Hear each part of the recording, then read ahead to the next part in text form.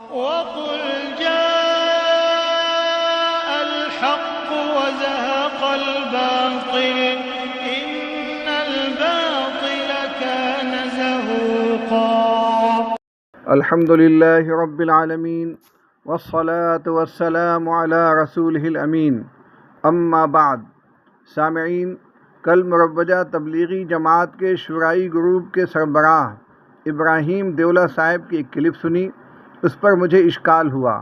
پہلے ان کی کلپ کے یہ جملے سن لیجئے، ان کے بعد میرا تبصرہ۔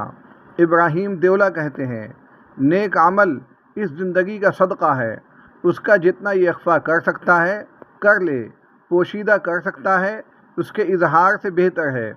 اظہار تو ضرورت کے لیے کرنا پڑتا ہے۔ فرض نماز جماعت سے پڑھی جائے گی تاکہ اور لوگ بھی پڑھیں۔ اپنی نیکیوں کو ایسے چھپاؤ جیسے اپنے گناہوں کو چھپاتے ہو۔ لوگ اپنے گناہوں کو، اپنی غلطیوں کو، اپنی کمزوریوں کو چھپاتے ہیں تاکہ ماحول میں رسوائی نہ ہو۔ تو یہ کام صرف شوق پورا کرنے کا نہیں ہے، یہ تو ذمہ داری پورا کرنے کا کام ہے۔ ذمہ داری بھی امانت داری سے، یہ ذمہ داری کو ادا کرنے کا کام ہے۔ اور ذمہ داری کیسے پوری ہو جائے گی؟ پوری امانت داری سے۔ جب ذمہ داریوں کو امانت داری سے پورا کیا جائے گا تو یہ اللہ سے قریب ہو جائیں گے۔ ان کی خدمت، ان کی اطاعت، ان کی قربانی وزندار ہو جائے گی۔ کیوں؟ اس لیے کہ اپنی ذمہ داری کو پوری امانت داری سے ادا کیا ہے۔ رسول اللہ صلی اللہ علیہ وسلم نے ایک سفر کیا، واپسی میں یا جاتے ہوئے ایک جگہ قیام ہوا، جنگل میں پڑا ہوا، قافلے کا وہاں پڑاؤ ہوا، خطرے کی جگہ ہے، چاروں طرف خطرناک ماحول ہے، دشمن کا ماحول ہے۔ حضور صلی اللہ علیہ وسلم نے تقاضا رکھا کہ آج کی رات چوکیداری کون کرے گا؟ چوکیداری بھی ہمارے کام کا ایک حصہ ہے۔ جیسے آپ چوکیداری کرتے ہیں، سامانوں کی، ایمانوں کی چوکیداری کرتے ہیں، یہ بھی ایک محنت ہے اور اس کی بڑی فضیلت ہے۔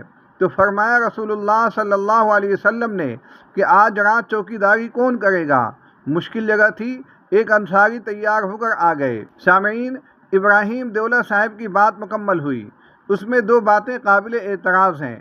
پہلی بات تو یہ کہ انہوں نے حضور صلی اللہ علیہ وسلم کے جہادی سفر کو محض ایک سفر سے تعبیر کیا، جس سے معلوم ہوتا ہے کہ وہ اپنے سامعین کو بتانا چاہ رہے ہیں کہ حضور صلی اللہ علیہ وسلم مروجہ تبلیغی جماعت کی طرح سفر میں نکلتے تھے۔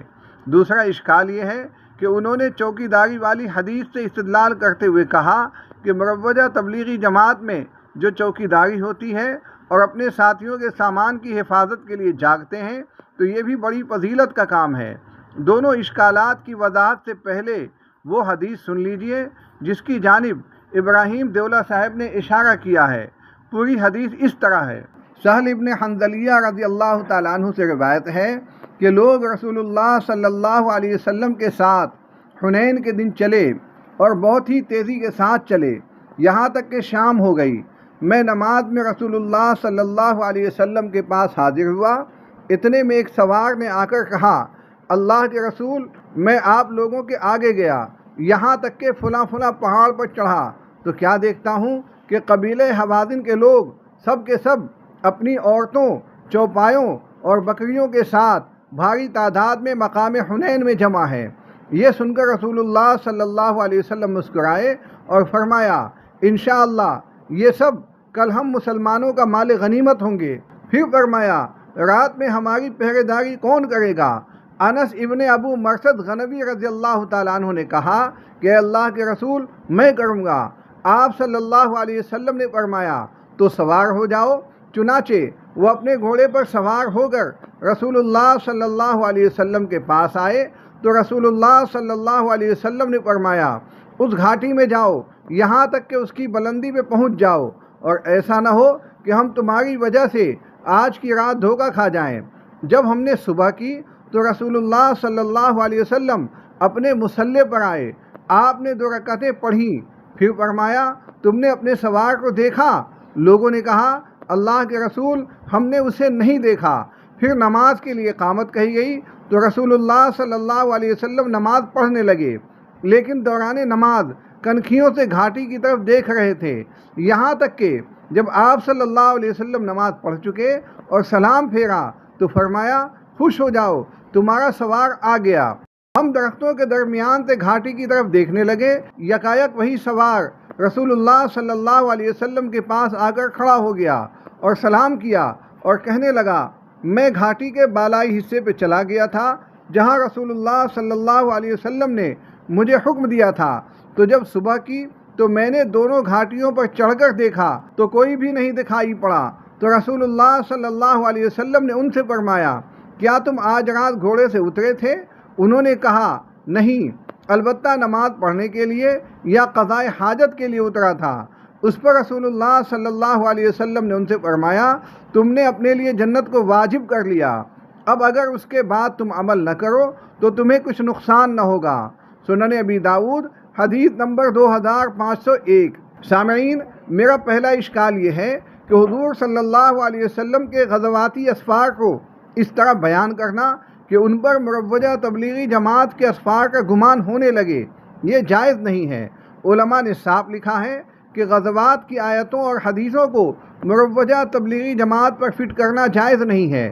دارالعلوم دیوبند کے ویب سائٹ کا یہ سوال و جواب دیکھیے۔ سوال عرض یہ ہے کہ آج کل یہ بات کثرت سے دیکھنے میں آ رہی ہے کہ قرآن مجید کی بعض آیت کریمہ کو مروجہ تبلیغ میں چسپاں کیا جا رہا ہے اور یہ بتایا جا رہا ہے کہ ان آیات سے یہی تبلیغ مراد ہے، جیسے کہ وَإِذْ غَدَوْتَ مِنْ أَهْلِكَ تُبَوِّئُ الْمُؤْمِنِينَ مَقَاعِدَ لِلْقِتَالِ وَاللَّهُ سَمِيعٌ عَلِيمٌ انفروا خفافا وثقالا وجاهدوا بأموالكم وأنفسكم في سبيل الله ذلكم خير لكم إن كنتم تعلمون وعلى الثلاثة الذين خلفوا حتى إذا ضاقت عليهم الأرض بما رحبت وضاقت عليهم أنفسهم وظنوا أن لا ملجأ من الله إلا إليه ثم تاب عليهم ليتوبوا إن الله هو التواب الرحيم۔ اور سورہ نوح کی بعض آیتوں سے عمومی ملاقات، خصوصی ملاقات وغیرہ ثابت کیا جا رہا ہے۔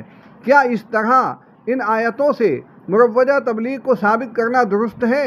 براہ مہربانی اصول تفسیر کی روشنی میں جواب مرحمت فرما کر ممنون و مشکور ہوں۔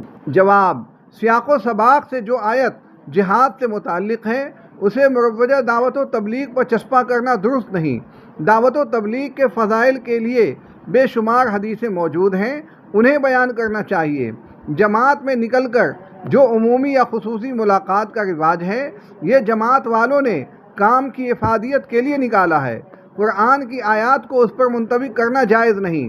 کام اعتدال کے ساتھ کرنا چاہیے، غلو نہ کرنا چاہیے۔ دارالعلوم دیوبند کا دوسرا فتویٰ بھی دیکھیے۔ تبلیغ کے فضائل اور اس کی اہمیت کے سلسلے میں قرآن پاک میں متعدد آیتیں آئی ہوئی ہیں اور بے شمار حدیثیں آئی ہوئی ہیں، انہیں بیان کرنا چاہیے۔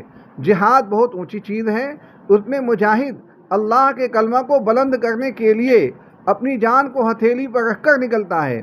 جہاد کے فضائل کو تبلیغ کے ساتھ نہ جوڑنا چاہیے، یہ قرآن کی تحریف کے مترادف ہے۔ شریعت میں جو حکم جس درجے کا ہے اسے اسی درجے میں رکھنا چاہیے۔ سامعین، دارالعلوم دیوبند نے تو صرف جائز نہ ہونے کا فتویٰ دیا ہے، مفتی رشید احمد لدھیانوی نے تو اسے کفر بھی کہا ہے۔ ان کے جملے دیکھیے، حتیٰ کہ ان کے بارے میں یہ خبر بھی عام مشہور ہے کہ مسلح جہاد کے بارے میں قرآن و حدیث میں جو واضح ارشادات ہیں یہ انہیں توڑ مروڑ کر تبلیغی جماعت پر چسپاں کر رہے ہیں۔ یہ قرآن میں تحریف ہے جو واضح کفر ہے۔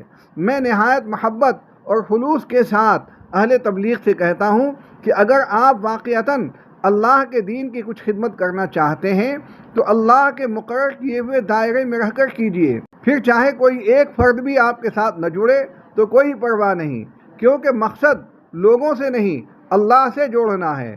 خطبات الرشید جلد نمبر 4 صفحہ نمبر 295۔ سامعین، مروجہ تبلیغی جماعت آیات قتال و احادیث غزوات کو دھڑلے سے بیان کرتی ہے، اور جب ٹوکا جائے تو ماننے کے بجائے لڑ پڑتی ہے، اور ٹوکنے والا امام ہو تو اسے امامت سے بھی نکال دیتی ہے۔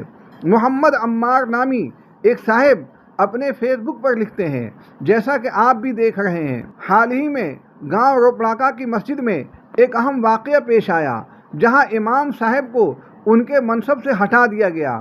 معاملہ یوں شروع ہوا کہ جمعہ کے خطبے میں ایک تبلیغی شخص نے ایک آیت انفروا خفافا وثقالا کا حوالہ دیتے ہوئے تبلیغی جماعت میں نکلنے کو فرض عین قرار دینے کی کوشش کی۔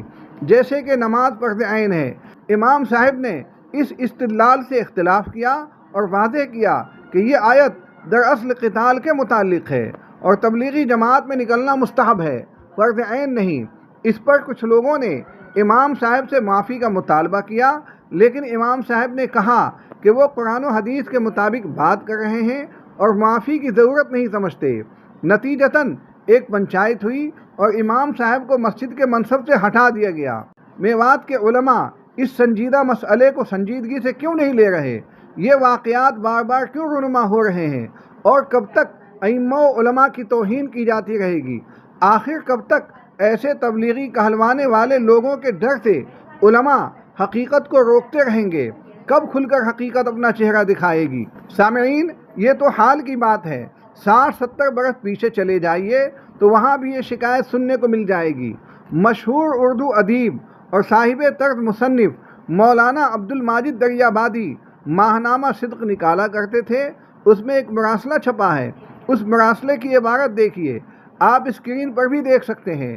مراسلہ نگار لکھتے ہیں، آپ سے درخواست ہے کہ خود تبلیغی اجتماعات میں شریک ہوں اور معتبر علماء کو شرکت پر آمادہ کریں، اور بڑے اجتماعات ہی نہیں، چھوٹے اجتماعات میں شرکت کریں، اور مبلغین کرام کی تقریریں بہت سماعت فرما کر ہم کم علموں کی رہنمائی فرمائیں کہ آیا ان کی تقریریں قابل سماعت ہیں یا نہیں۔ اب تو کھل کر ہر تقریر میں تبلیغ میں نکلنے کے استدلال میں جہاد کی آیات پڑھی جا رہی ہیں، اور اس تبلیغ سے نہ تعلق رکھنے والوں کے لیے جہاد سے گریز کرنے والوں کی وعیدیں سنائی جا رہی ہیں۔ اگر تبلیغ میں عمر کے 4 چلے، سال کا چلہ، مہینے کے 3 دن نکلنا شرعاً ضروری ہے، تو آپ حضرات اس کو چھپا کر ہم عوام کو کیوں جہنم کی طرف دھکیل رہے ہیں؟ اور اگر یہ جزء دین نہیں ہے تو پھر براہ کرم اس کی وضاحت فرمائیں۔ لکھنے کو دل تو بہت کچھ چاہتا ہے، لیکن نہ میرا وہ مقام، نہ اتنی جرأت۔ البتہ یہ آپ حضرات کا کام ہے، مجھے تو اتنی جرأت بھی نہیں کہ اپنا نام ظاہر کروں، اس لیے کہ سارے متعلقین تبلیغی ہیں اور سارے مخدوم حضرات اس سے وابستہ ہیں، نکلنا دشوار ہو جائے گا۔ ہدایت کا طالب گنہگار۔ سامعین، مدیر صدق مولانا عبد الماجد دریابادی نے اس خط پر تبصرہ کرتے ہوئے لکھا، ہر اچھے اور نیک مقصد میں اچھے اکابر سے بھی غلو ہو ہی جاتا ہے، یہ سب ثمرہ اسی غلو کا ہے۔ بد ہمت مدیر صدق کس پھٹے میں پیر دے سکتا ہے؟ سامعین، اب دوسرا اشکال سنیے۔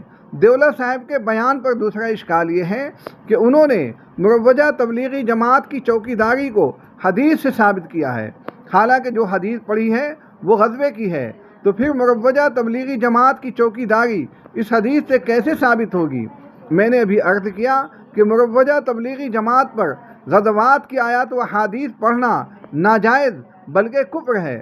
جہاں تک غزوات میں چوکیداری کی بات ہے تو بے شک وہ بڑی بہادری اور عظیمت کا کام ہے، اس لیے اس کا ثواب بھی زیادہ ہے۔ حضور صلی اللہ علیہ وسلم نے اس پر بڑی بشارت سنائی ہے۔ یہ حدیث سماعت فرمائیں۔ ان سہل بن سعد قال قال رسول اللہ صلی اللہ علیہ وسلم رباط یوم فی سبیل اللہ خیر من الدنیا وما فیہا، متفق علیہ۔ حضرت سہل بن سعد کہتے ہیں کہ رسول اللہ صلی اللہ علیہ وسلم نے فرمایا، اللہ کی راہ میں ایک دن کی چوکیداری دنیا سے اور دنیا کی چیزوں سے بہتر ہے۔ سامعین، رہی بات مروجہ تبلیغی جماعت کی چوکیداری کی، تو حدیث سے اس کو ثابت کرنا جرم ہے۔ بھلا جو چیز 1350 سال بعد ایجاد ہوئی ہو، اس کا ثبوت قرآن و حدیث میں کیوں کر ممکن ہے؟ مسئلہ یہ ہے کہ مروجہ تبلیغی جماعت میں غلو بے انتہا ہے۔ اس کے چاروں گروپ غلو کرتے ہیں اور سمجھانے پر کہتے ہیں کہ آپ لوگ جماعت کے پیچھے پڑے ہیں۔ میں کیسے ان سے کہوں کہ چند فائدوں کے نام پر دین کو قربان نہیں کیا جا سکتا، بلکہ لاکھوں کروڑوں فائدے بھی اس کام سے حاصل ہوں تو بھی دین میں چھیڑ چھاڑ کی اجازت نہیں دی جائے گی۔ اخیر میں امام غزالی کی بات سنیے۔